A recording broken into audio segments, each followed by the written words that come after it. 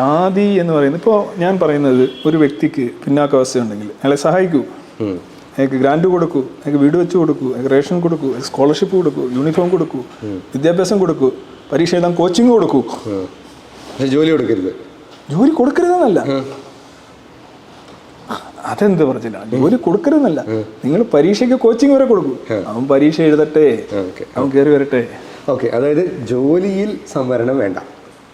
ജോലി എന്ന് പറയുന്നത് യഥാർത്ഥത്തിൽ പ്രശ്നം ജോലി സംവരണമാണ്. മറ്റ് സംവരണങ്ങളൊന്നും ആരും ആദ്യം ഇവിടെ തൊഴിൽ സംവരണത്തിന്റെ പേരിലാണ് തർക്കമുള്ളത്.